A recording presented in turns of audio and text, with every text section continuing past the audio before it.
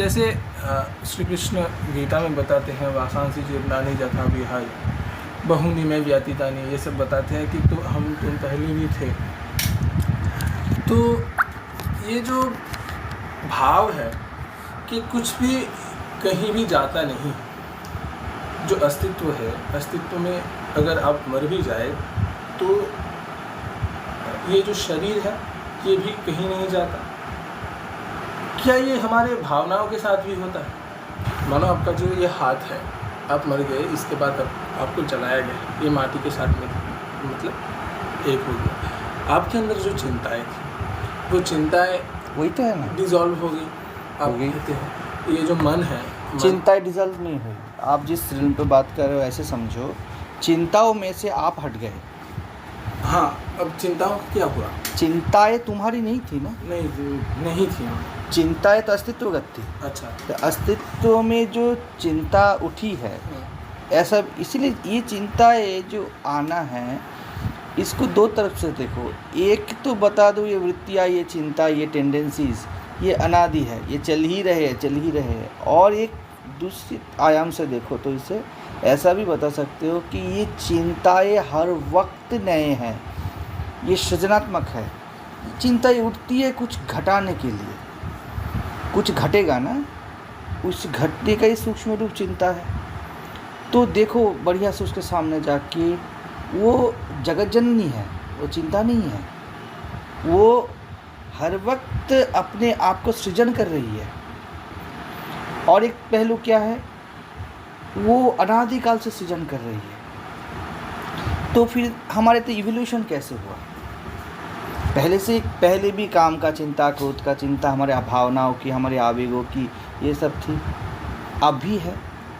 तो ये पूरा जो समग्रता है ना, ये चिंताओं के माध्यम से सूक्ष्मता से यात्रा कर रही है, वो अपने जर्नी में है। और भी बढ़िया से बोलो, जर्नी में नहीं है, जैसे वो बाग में टहल रही हो, कहीं नहीं जाना है उसको। जर्नी से लगता है कि कहीं पहुंचना है, लेकिन बाग में हम कहीं नहीं पहुंचते ना, हम घूमते हैं सिर्फ। वैसे ही माँ हमारी चिंता, इसलिए बांग्ला में एक गाना है, चिंता मोही तारा। तो वो जो चिंताएं होती है ना हमारी, तो उन चिंताओं में मैं बोलता हूँ, चिंताओं में हम घटे हैं। तुम्हारा कुछ नाम है, मेरा कुछ नाम है, ये नाम हम चिंता के ऊपर चोली के हिसाब से पहनाए हैं। वो चिंता कौन है? वो साक्षात ब्रह्म है, साक्षात जगत जननी है। ये देह क्या है? तंत्र तो यही बोलता है, ये देह क्या है? ये परब्रह्म का मंदिर है, उसने निर्माण किया है इसका। ये ऐसा बोल दो कि वो खुद ऐसे निर्मित हुआ है। अभी तुम इसको एक नाम दे दिया है, राहुल नाम दे दिया तुमने इसका, तो ये चिंताएं राहुल की नहीं है, राहुल चिंताओं में है। समझ गए? तो जैसे शरीर नहीं जाता, वैसे चिंता भी नहीं जाएगी, क्योंकि चिंता और शरीर तो अलग है ही नहीं। तो तुमने जो भी, राहुल के उदाहरण है, राहुल के हिसाब से तुमने जो जो सोचा है वो तुम्हारा कभी था ही नहीं। ये शरीर भी तुम्हारा कभी था ही नहीं। तो शरीर में शरीर या चिंता जन्मा नहीं, इनमें तुम जन्मे हो। तो वो तुम मर जाओगे, मतलब तुम माने क्या? कॉन्सेप्ट, धारणा, ये चिंता मेरी है, ये चला जाएगा तुम्हारे मरते मरते, नहीं रहेगा, व्यक्तिगत नहीं रहेगा। लेकिन समष्टिगत चिंता तो तुमने उठाया ही नहीं था। जैसे तुम किसी कंपनी में काम करते हो, तो कंपनी का तुम CEO हो या कंपनी का तुम MD हो, कुछ भी हो तुम, इसका मतलब ये नहीं कंपनी तुम्हारी है। जब तक तुम रहोगे सब तुम्हारी मान्यता है, सब तुम्हें मानेंगे, हाँ सर, हाँ बोलिए, तुम बोलोगे उसको उधर रखो, रख देगा। एक भी फूटी कौड़ी भी तुम्हारी नहीं है। तो जब तुम्हारी नौकरी जाएगी, तब जब तुम निकल जाओगे, तो ये लोग और तुम में कुछ भेद नहीं है। वैसे ही जब हम मरते हैं, जो हमारी चिंता है, जो लगता था कि हमारा चिंता है, उस चिंता में से हम मिट जाते हैं और चिंता समष्टिगत हो जाता है। ऐसा बोलो, वो समष्टि ही तुम्हारे अंदर चिंता होकर आई थी, अब तुम टूट गए हो, इस ढांचा टूट गया है। ढांचा माने शरीर का ढांचा नहीं, मृत्यु में शरीर का ढांचा जाता है, उससे भी पहले उसके साथ साथ तुम्हारा मैं का ढांचा जाता है। इसको ही दूसरे लफ्ज़ों में बोला जाता है कॉन्फ्लिक्ट, या बोल दो तुम fictional mind. Fictional mind drop हो गया और चिंता समष्टिगत हो गया। तो अभी क्या व्यष्टि में था? नहीं, तभी नहीं था व्यष्टि में, तुम्हें लगता था वो व्यष्टि में है।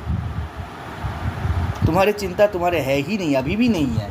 अगर तुम्हारे होते तुम बदल सकते, तुम कभी भी दुश्चिंता में नहीं जाते, तो हर वक्त निश्चिंत रहते, क्योंकि चिंता तो तुम्हारी है, लेकिन चिंता ही तो तुमको खा के चली जाती है। तो ये बात है। जैसे हमारा जो शरीर है इसका एक लिमिटेशन है कि हम हाथ यहाँ से वहाँ तक नहीं बढ़ा सकते, वैसे हमारी चिंताओं का भी शायद होगा कोई लिमिटेशन। शरीरगत जो चिंता है उसका भी लिमिटेशन होगा। जैसे तुम्हारा हाथ मिट्टी पे रखो, फ्लोर पे, तो तुम इतना ही दूर जा सकते हो। हाँ। लेकिन ये हाथ भी मिट्टी, वो भी मिट्टी, या से 10 किलोमीटर भी मिट्टी, तो तुम कितने दूर गए हो?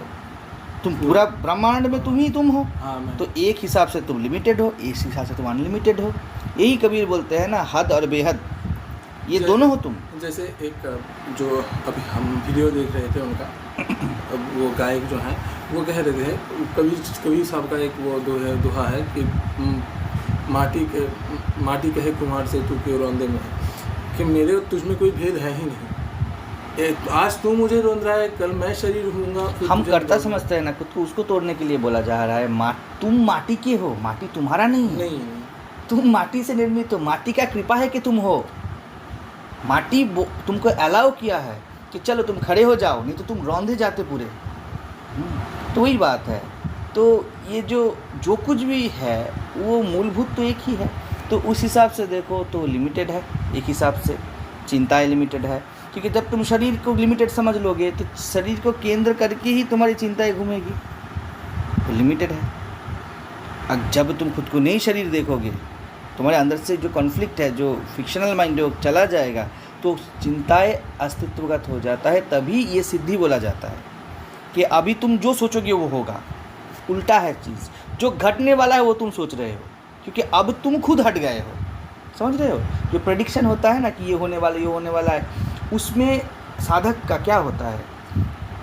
साधक हट जाता है, व्यक्ति हट जाता है, और समष्टि में जो घटने वाला है वही उसके मुख से निकल आता है। लोग समझते हैं कि जो घटने वाला है इस व्यक्ति ने बोल दिया, लेकिन व्यक्ति ने नहीं बोला है। व्यक्ति तो हट गया, नैर्व्यक्तिक सत्ता ने बोला है, वो अलाइनमेंट उस योग ने बोला है। तो इस हिसाब से ही भविष्यवाणी सत्य होता है, नहीं तो नहीं होता। हमारे साथ झूठ क्यों पड़ता है? हम क्या सच बोलेंगे? हम सुबह को जो बोलते हैं हमारे बारे में, खुद के बारे में प्रेडिक्शन हो, शाम को अलग कर देते हैं हम, तो हमारा क्या प्रेडिक्शन सफल होगा?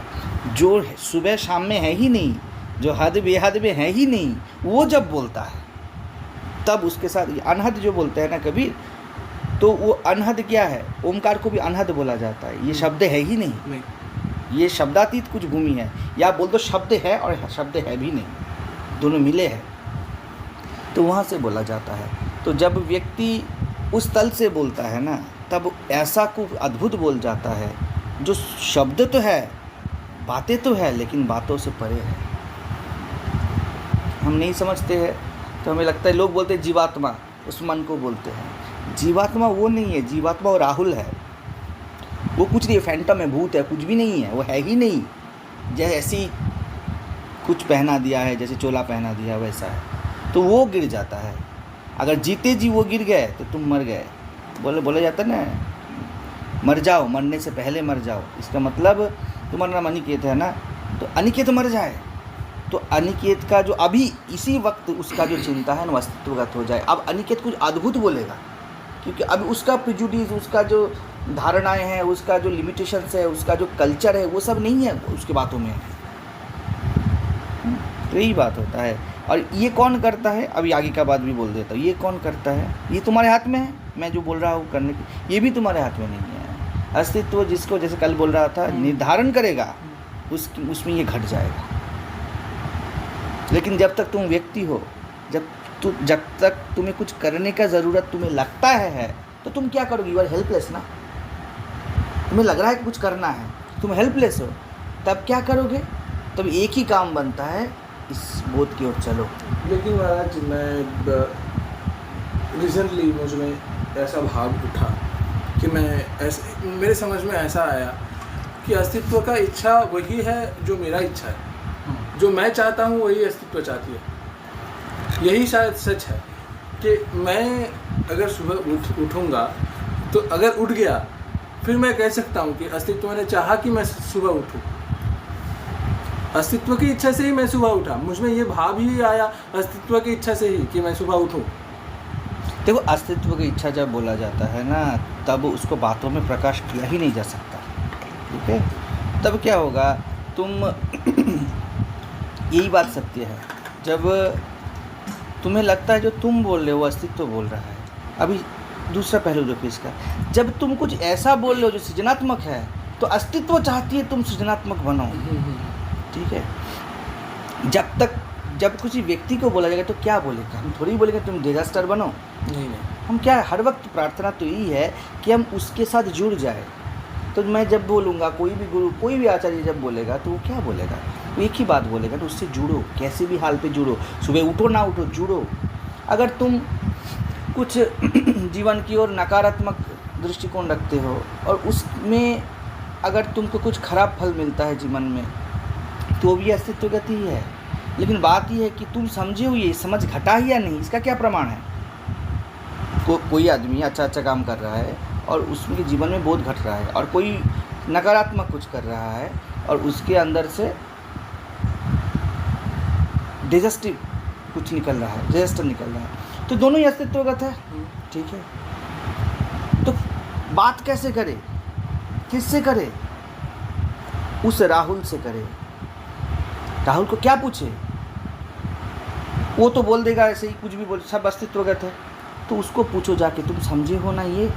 अगर वो बोले हाँ, तो उसको एक ही देखोगे, तुम बहुत रिलैक्स देखोगे। नकारात्मक हो गया, बम ब्लास्ट हो गया, वो बहुत रिलैक्स बैठा है। शरीर चला गया, पैर कट गया, वो बहुत रिलैक्स बैठा है। अभी देखो, प्रैक्टिकली भी है, ऐसे आदमी को तुम कुछ नहीं बोल सकते, ठीक है। और अगर देखा जाए कि वो नकारात्मक में तो हाँ है लेकिन उसके फलों में ना है, इसका मतलब व्यक्ति है, उसे कुछ करना है, तब साफ साफ बोलो भैया बोध की ओर बढ़ो, नियम की ओर नहीं, बोध की ओर बढ़ो। जैसे भी हो उसे पालो। मतलब राहुल तुम मर जाओ, जैसे भी हो मर जाओ, तुम मर के जो रह जाएगा वही प्योरेस्ट फॉर्म है तुम्हारा। तो बात यही सत्य है कि तुम्हारे अंदर से ही वो बोल रहा है। लेकिन बात यह है, वो अगर गाली भी दे रहा है तुम्हारे अंदर से, चोट भी पहुंचा रहा है, तब भी तुम कंफर्टेबल हो क्या, स्वीकार रहेगा। ये मूल बात है, तुम्हारे अंदर सहज स्वीकार आ जाएगा।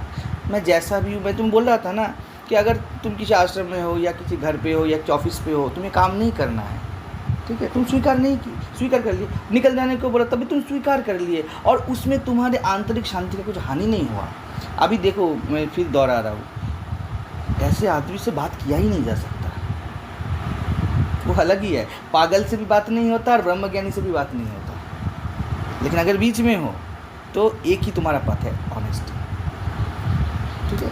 तो इसमें हमें खरा उतरना है।